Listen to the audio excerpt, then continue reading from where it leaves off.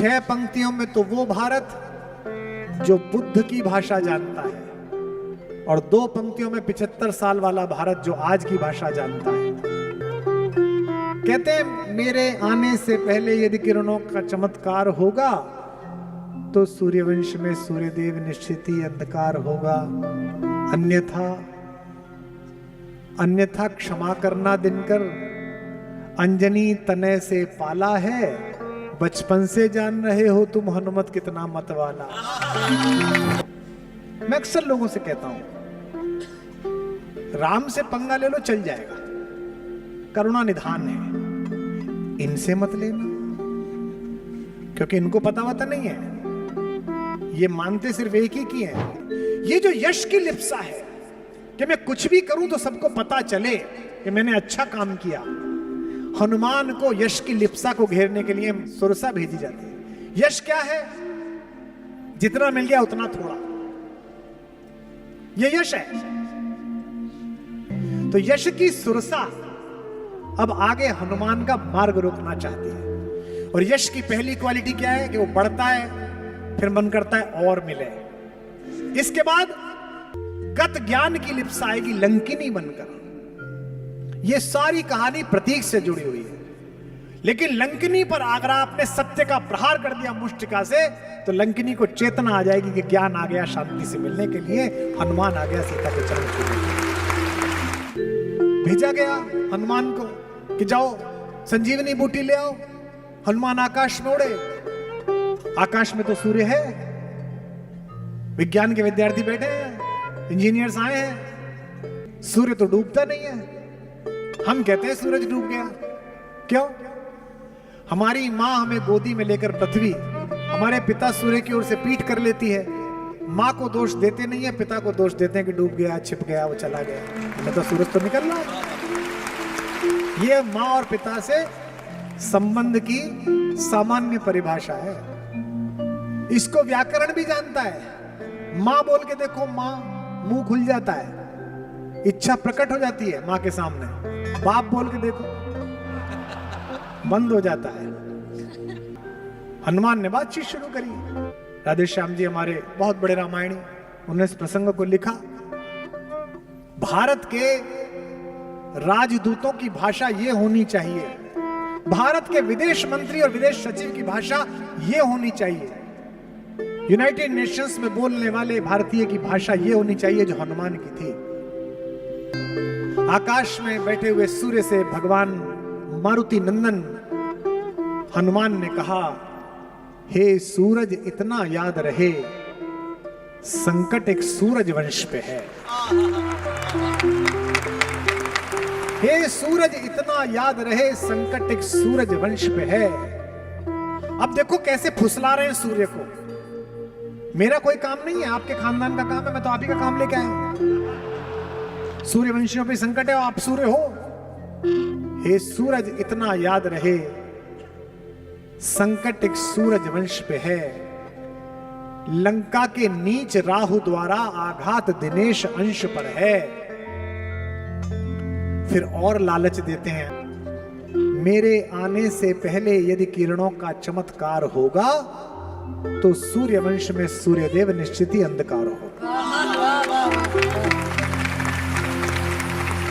इसे कहते हैं बात मनवाना। कितनी विनम्रता है। शक्ति के सबसे बड़े पर्याय की शालीनता देखिए। इसलिए छिपे रहना भगवन। राम का सेवक किसी और को भगवान कह रहा, देखो आप। इसलिए छिपे रहना भगवन, जब तक न जड़ी पहुंचा दूं मैं, बस तभी प्रकट होना दिनकर, जब संकट निशा मिटा दूं मैं। 6 पंक्तियों में तो वो भारत जो बुद्ध की भाषा जानता है, और 2 पंक्तियों में 75 साल वाला भारत जो आज की भाषा जानता है। कहते हैं मेरे आने से पहले यदि किरणों का चमत्कार होगा तो सूर्यवंश में सूर्यदेव निश्चित ही अंधकार होगा, अन्यथा क्षमा करना दिनकर, अंजनी तनय से पाला है, बचपन से जान रहे हो तुम हनुमत कितना मतवाला।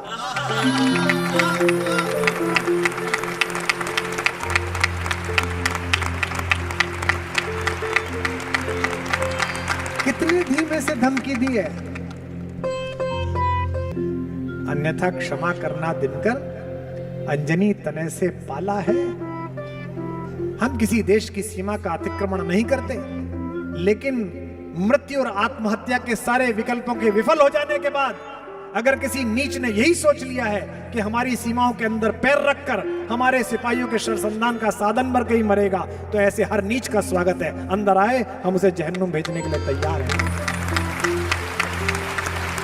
अन्यथा क्षमा करना दिनकर अंजनी तने से पाला है, बचपन से जान रहे हो तुम हनुमत कितना। हाँ, ये है पुनः हनुमत कितना मतवाला है। धीमे से कहा, नीचे एक आता ना शर्तें लागू, तो नीचे शर्तें लागू भी लगाई उन्होंने। हनुमत कितना मतवाला है, ज्यादा कुछ नहीं करूंगा, मुख में तुमको धर रखने का फिर वही क्रूर साधन होगा, बंदी मोचन तब होगा जब लक्ष्मण का दुख मोचन होगा।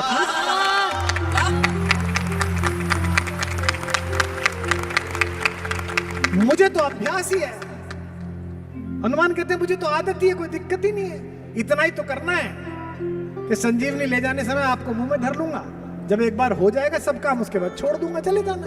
इससे बेहतर है कि मुझे इतना कष्ट हो, तुम ही लेट निकलना। सूर्य को भी समझ में आ गई, वो पुराना घिसा हुआ था, उसने कहा इसने पिछली बार ही डार्क कर दिया था मामला, उसने कहा ठीक है आप पूरा काम निपटा लो। भगवान ने सब काम निपटाए, अयोध्या जी उतरे, वापस आए, सुषेण वैद्य गए, सब कुछ ठीक हो गया। यह जो यात्रा है हनुमान की, यह सामान्य यात्रा नहीं है। चाहे माता सीता का पता लगाना हो, वो भी सामान्य यात्रा नहीं। सीता क्या है? सीता शांति का प्रतीक है। हनुमान किसके प्रतीक है बताइए? ज्ञान के, ज्ञानिनाम अग्रगण्य है।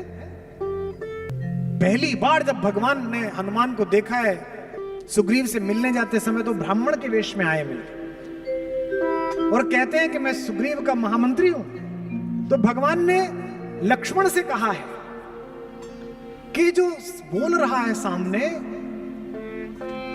ये भाषा लाघव जानने वाला सुग्रीव सचिव कपि, यह कपि जो सुग्रीव का सचिव है, ये भाषा बहुत अच्छी बोलता है, ऐसी भाषा वेद पढ़े बिना नहीं आ सकती। और वो कह रहा है हमको पता नहीं थी हनुमान कैसा बोलते हैं। मैं अक्सर लोगों से कहता हूं, राम से पंगा ले लो चल जाएगा, करुणा निधान है, इनसे मत लेना, क्योंकि इनको पता वता नहीं है, ये मानते सिर्फ एक ही की है, बाकी जो नहीं मानता उसका फिर वही इलाज करते जो सूरज का करा। ज्ञान के प्रतीक है, शांति की खोज में गए हैं। अब प्रतीक समझिए, देखिए पूना वालों,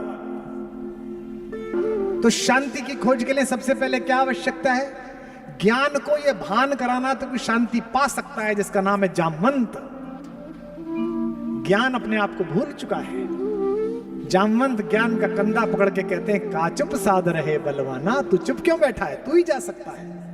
इसीलिए पृथ्वी के आकर्षण को छोड़कर ज्ञान एक भूदर के ऊपर चढ़ा और उसने अज्ञात में छलांग लगा दी। शांति को पाने के लिए अगर ज्ञात में छलांग लगाओगे कि यहां तक पहुंचना है तो नहीं पहुंच पाओगे। किस पर चढ़े पहले हनुमान? एक भूदर ऊपर, उस पर छलांग मारी। रास्ते में पहली चीज क्या मिली? मैनाक पर्वत। देवताओं ने भेजा कि देखे हनुमान बंधता है आकर्षण में कि नहीं बंधता। मैनाक पर्वत पर क्या है? सोना, चांदी, मणियां, फल फूल, ड्राई फ्रूट्स। उसने कहा उतरो यहां।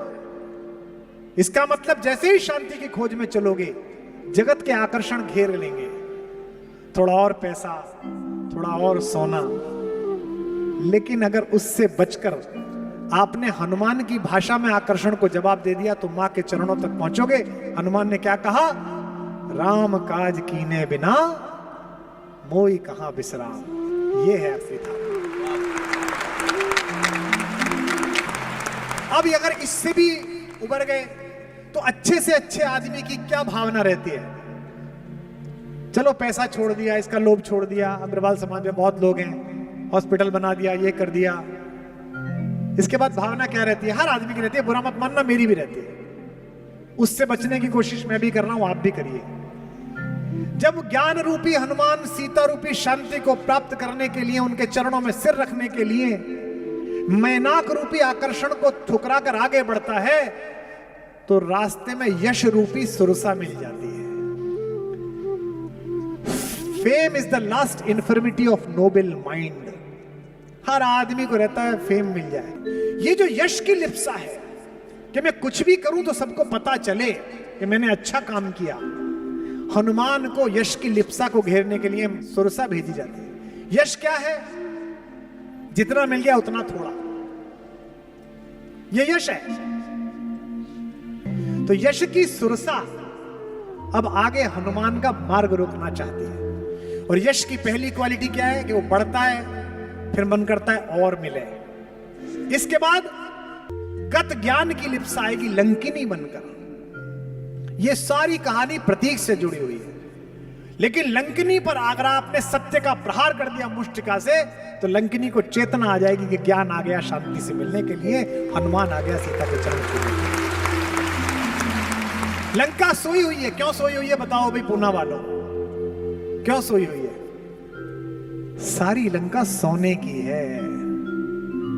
जो सोने के चक्कर में पड़ा वो दिन में भी सोया हुआ ही है, सोई हुई है। लंका में एक ही आदमी जागा हुआ है जिसका नाम है विभीषण। क्यों जगा हुआ है? क्योंकि वो भगवान से प्रेम करता है। इसका मतलब इस यश की लिप्सा की ऐश्वर्य की लंका में चारों तरफ अगर आप घिरे हुए भगवान का स्मरण भूल चुके हो, तो एक ना एक दिन इसकी आग में आप झुलसोगे। अगर इसमें रहते हुए भी भगवान का स्मरण करते हो, तो आप विभीषण की तरह हनुमान से भी मिलोगे और राम से भी मिलोगे और राज्य पद भी आपको प्राप्त